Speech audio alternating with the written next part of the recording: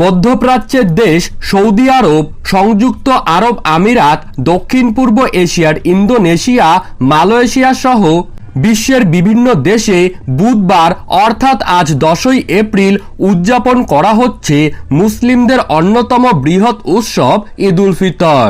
এসব দেশের মুসল্লিরা বিপুল উৎসাহ ও উদ্দীপনার মধ্য দিয়ে ঈদের নামাজ আদায় করেছেন। সৌদি আরব ও সংযুক্ত আরব আমিরাত সহ বিশ্বের বিভিন্ন দেশে 30টি রোজা হলেও মালয়েশিয়া ও ইন্দোনেশিয়ায় এবার রোজা হয়েছে 29টি। এবছর দেশ দুটিতে পবিত্র রমজান মাস শুরু হয়েছিল গত 12ই মার্চ। সে হিসেবে মঙ্গলবার এই দেশ দুটিতে 29তম দিন ছিল। সোমবার সৌদি আরবে পবিত্র শাওয়াল মাসের তথা ঈদের চাঁদ দেখার চেষ্টা করেও দেখা যায়নি। এ কারণে মঙ্গলবারেও রোজা রাখেন দেশটির মুসলমানরা, যার ফলে 30টি রোজা পূর্ণ করে বুধবার অর্থাৎ আজকে তারা ঈদ উল ফিতর উদযাপন করতে যাচ্ছেন। বিশ্বের সবার আগে এই বছরের ঈদ উল ফিতর ঘোষণা করেছিল অস্ট্রেলিয়া।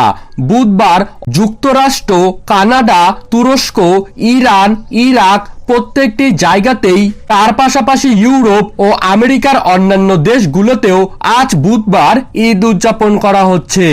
তার পাশাপাশি ভারতে কাল অর্থাৎ মঙ্গলবার 3টি রাজ্যে পবিত্র শাওয়াল মাসের চাঁদ দেখা গেছে। যদিও দেশটির রাজধানী দিল্লি সহ বেশিরভাগ অঞ্চলেই দেখা যায়নি চাঁদ। ভারতীয় সংবাদ মাধ্যম জানায় জম্মু ও কাশ্মীর, লাদাখ এবং কেরালায় শাওয়াল মাসের চাঁদ দেখা গেছে। ফলে এইসব অঞ্চলে আজ বুধবার অর্থাৎ 10ই এপ্রিল ঈদ উল ফিতর উদযাপনের ঘোষণা দেওয়া হয়েছে। আর যেসব অঞ্চলে চাঁদ দেখা যায়নি সেই সব অঞ্চলে কিন্তু ঈদ উদযাপন করা হবে বৃহস্পতিবারে। যেমন বাংলাদেশে মঙ্গলবারে চাঁদ দেখা যায়নি, কিন্তু কোনো কোনো জায়গায় সৌদি আরবকে অনুসরণ করে আজ বুধবারেই ঈদ উদযাপন করা হচ্ছে। কিন্তু বাংলাদেশের জাতীয় চাঁদ দেখা কমিটির তরফ থেকে ঈদ পালনের ঘোষণা দেওয়া হয়েছে 11ই এপ্রিল অর্থাৎ বৃহস্পতিবার।